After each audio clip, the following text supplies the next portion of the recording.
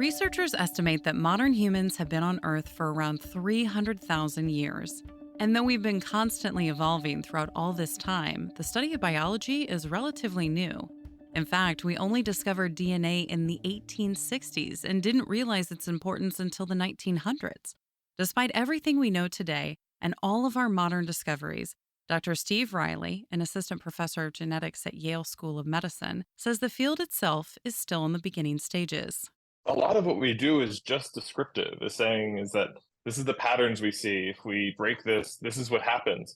And so that isn't even that much towards like some grand theory yet. That's just saying once we actually get into the systems of biology, how does it even work? And just describing it is the first step before you get to complex laws and even theories. To many people, the term theory sounds like the start of research, and in many cases, it is. However, there are a lot of theories that we accept to be true because no one has been able to disprove them. This includes the theory of relativity and natural selection. Natural selection is the idea that the driving force behind something changing is something better comes along, something more fit, survival of the fittest. You might change your mind because someone keeps annoying you and poking you and you don't want them to poke you anymore. It has nothing to do with natural selection. Natural selection says, some offspring of an animal is born, it is better at surviving or having more offspring. That will become more and more common. And so that is the natural selection force that drives a type of evolution. In other words, natural selection is the engine that drives evolution. But if we think about medical issues many of us face today, such as asthma or bad eyesight, don't those seem like conditions natural selection would have let die out? Not necessarily. Riley says the process works smarter, not harder. It's survival of the fittest for your environment. And my environment and your environment has contact lenses and glasses in it. And so there's no selective pressure anymore, right? If we took them out, I bet you would see over time better eyesight start to come up. Also, most people don't lose their eyesight until they're quite old. And thus if you lose your eyesight at 80 or 70 or 60, it doesn't change how many children you have. It doesn't impact it at all. And so natural selection can't act on stuff in really old age. Instead, we can look at conditions that threaten the lives of kids, like childhood cancer. Riley says it's a rare disease because natural selection has helped wipe out most cases so that people can grow old enough to procreate. Which brings us to another common misconception regarding natural selection. Many of us assume that survival of the fittest means surviving physical challenges, such as extreme weather or hungry animals. But Riley says that when you look at our DNA, physical threats aren't the driving factor, especially in the modern world. You inherit two copies of your genome from your parents, and it's essentially random which ones you get. But we can look over large populations and say, are there places where it doesn't seem to be random, where this one copy just occurs a lot more than it would by chance? And if it keeps showing up, it means it must have some likely benefit that the people that have that do better or have more kids. And so it shows up more than every other part of the genome. And when we ask, okay, what are these potentially selected or adapted parts of the genome doing? They're largely involved in two main processes. They're involved in every single body system, but essentially two the most. One is immunity, our ability to fight off bacteria and viruses. We just have the COVID pandemic to think that a strong virus has a really big impact on if you survive or not. And that can strongly shape who's around to make the next generation. And while you may think the second most occurring gene sequence has to do with intelligence or strength, Riley says it actually has to do with our diet. You can imagine that as humans left Africa and populated all the world, what they ate was vastly, vastly different. Someone eating a diet of fish and sea creatures has a very different both caloric intake and like nutrient intake than someone eating grains and grasses and rice and things like that.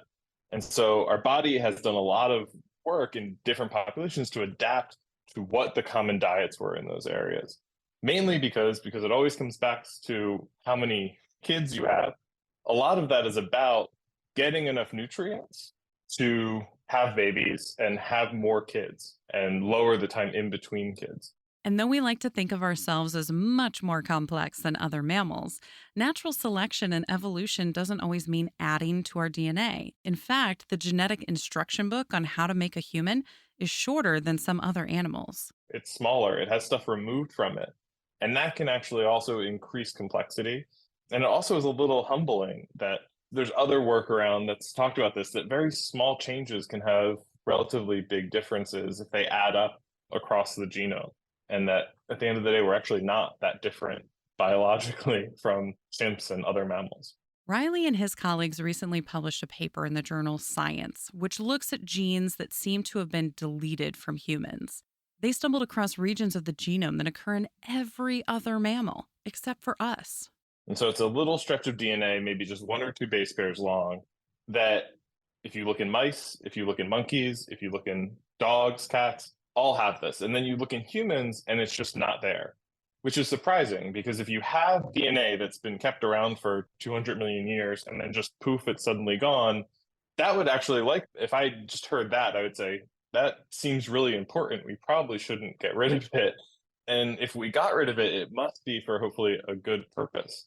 The team decided to test how these missing genes operate in other animals and discovered that many of them affect the brain. Riley says this difference is understandable because we like to think that our human brain is one of the things that separates us from other living beings. But still, they wanted to see what would happen if humans did have these genetic sequences. And so we actually took neurons that don't have this sequence, it's been deleted. And what we did was we genetically engineered the DNA back in. So they were human neurons, except for this one little spot in the genome. In that spot, they looked like chimps or dogs or cats or any other mammal. And what we saw is that those neurons had a completely different set of genes that were expressed. They sort of changed their identity in terms of what genes were being turned on and turned off. And a lot of those were related to brain functions like myelination, which is how your nerves get protected and how fast the neurons actually grow. Researchers have known that human neurons grow much slower than other primates, just like how our physical growth is much slower than other mammals. There's a lot of theories about why this happens, and this is the colloquial theory, just sort of we have an idea, we have a guess. And some of them are just that because of the complexity, we need to slow things down. Because of the size, that essentially we have these stem cells and they can divide in two and make more stem cells. They can make one neuron and stay a stem cell, or they can make two neurons, but then there's no more stem cells. If you make two neurons, you're done. There's no more after that. And so if you keep them longer as stem cells and you slow that process down, you can get more stem cells, which eventually makes tons of neurons. But if you speed that process up, you run out of stem cells and aren't able to make as many neurons, which one theory suggests would lead to a smaller brain. But Riley's study is only in the beginning stages of this research. There's many more steps and obstacles before we can reach an answer. I want to be clear that we actually don't know that that change is actually impacting anything in a human, because to actually say that definitively, we'd have to find a human that didn't have that deletion. And that we will never do. We've never seen a human that doesn't have the deletion. And making a human that has it would be unethical and unsafe. And so we have to use sort of proxies to get at this, which is why things like this stay theories instead of becoming laws. That it's hard and we have to sort of move very slowly using neurons in a dish. And then moving the research into mouse models, which is where Riley's team is headed next. That's something we're really excited to do, is that to put that into a mouse, essentially to take it out of a mouse and say, what happens here? The other hard part is that the genome is really, really big. And so we didn't find just one of these, we found around 10,000 of them. And so likely each one might play a really small part in a really complex process. It's sort of like taking one brick out of a building. You might not notice until you take a bunch out or you change a lot of them to say, oh, this is actually something different now. And so that's one of the hard things that we have to try to start to figure out ways to, if one doesn't work, how do we genetically engineer, hundreds of these changes into a mouse? If they find that humans did have these gene sequences at one time in history, it would have been centuries ago. It's possible there's a driving force that triggered natural selection to remove it from our gene pool. But just like how we're able to speed up evolution within the confines of a lab, Modern medicine and invention has allowed us to play a main role in natural selection. That kind of sounds scary, but like that's sort of the whole story of humanity, moving much faster than natural selection happens. Natural selection happens on the order of hundreds of thousands to tens of thousands of years, if not longer. But humans have kind of escaped that because a lot of our inventions have nothing to do with biology. They have to do with tools and sharing ideas and invention, and that changes our environment. Which begs the question, are we cheating natural selection or working hand in hand with it for the greater purpose of surviving? 50 years ago, a lot of people said, yeah, using a calculator is cheating. And now it's, nope, that's just part of the tools of being a human. If you consider like what is natural, natural would have been never inventing fire, never leaving Africa, never getting in a plane. And we're really fine with all those things. So I think it's I think it's very natural for humanity to invent and use those inventions. Hopefully we do it carefully. Join us next week as we untangle the evolution of humanity. You can find more information about Dr. Steve Riley and all of our guests on our website, radiohealthjournal.org. Our writer-producer is Kristen Farah.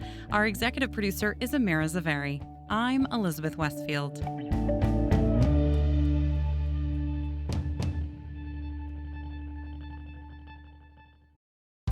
This episode is brought to you by Seed's DSO1 Daily Symbiotic, a 2-in-1 probiotic and prebiotic formulated with 24 clinically and scientifically studied strains to support healthy regularity and your gut, immune, and skin health. Optimize your gut health. Visit seed.com/Spotify with code Spotify for 30% off your first month of Seed's DSO1 Daily Symbiotic. These statements have not been evaluated by the Food and Drug Administration. This product is not intended to diagnose, treat, cure, or prevent any disease. Coming up next week on Radio Health Journal. People still oftentimes separate mental health from physical health. And in reality, it's really all coming from the body. The hidden symptoms and stigmas that come from traumatic brain injury. Then why should you care about the evolution of humanity? Often people are being put into situations where one person in a given environment, based on their ancestry, may respond very differently than another person. All that and more on Radio Health Journal. I'm Nancy Benson, host of Radio Health Journal. If you enjoy listening to Radio Health Journal, you'll also like our sister show, Viewpoints, which covers a wide array of topics from education to history to the environment. Here's a preview of what they're covering this week on Viewpoints. If you're going to just create a lawn 100 feet away from your home, you're basically making a bowling alley for embers. Wildfires are becoming more common in areas never seen before. Are you prepared? Then it's very hard for humans to directly observe the world and see what's really there, rather than what they hope is there or what their opinions are about what's there. Having trouble paying attention? One expert recommends trying this exercise. I'm Marty Peterson. And I'm Gary Price. These stories in depth this week on your public affairs magazine, Viewpoints. Listen to Viewpoints on your favorite radio station and subscribe and listen to shows anytime on Apple Podcasts and Google Play. And that's Radio Health Journal for this week. Follow us on Twitter, Facebook, and Instagram to learn more. And check Apple Podcasts, Google Play, and Spotify for a library of past programs. Plus, you'll always find previous segments and information about our guests at radiohealthjournal.org. Join us again next week for another edition of Radio Health Journal.